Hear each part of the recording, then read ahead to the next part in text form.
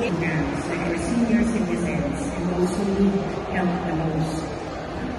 And under his leadership as leader, they provided essential services including medical, dental, burial, education, and transportation assistance.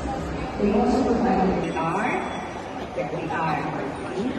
So that's what is her nickname?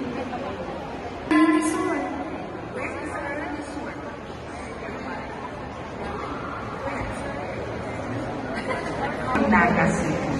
She's most known for a program called Angat Buhay. So,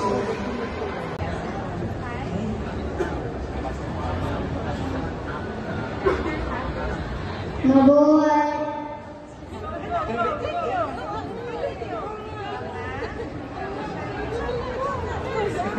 Mabuhay mga pinuno sa hinaharap! So, there are three things that Vice President does. It's not, she's not, or he's not a spare tire, just waiting around with the wings. The Vice President actually has a job to do. And these are the three things that the Vice President does.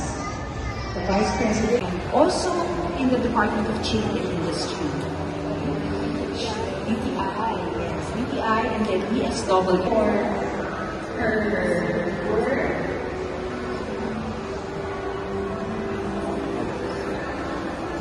Both social welfare as well as banking reforms, women's rights, and agricultural industry. There you are.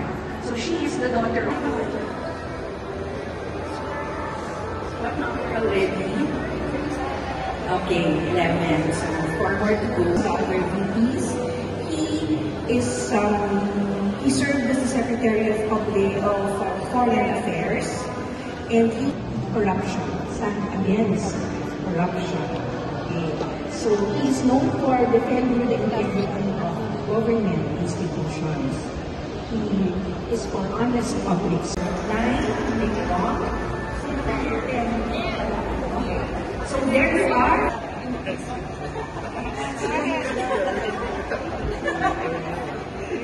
There you are. And the first woman,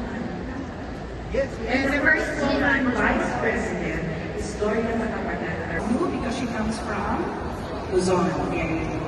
So she is not a lawyer. She is an economist. She is an academic. We must have a society where the government is just, the rich, responsible, and the poor protected. For his role, his most daughter's role in the ex-national presidency and vice presidency when Marcos left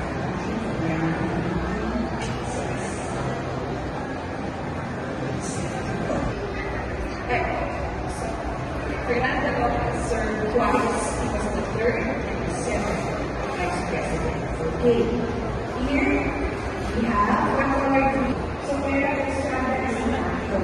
Remember all the vice presidents that we have here earlier, they mostly lawyers. But Eric served as mayor and then became vice president. But he also served as senator first. He's most known for his active role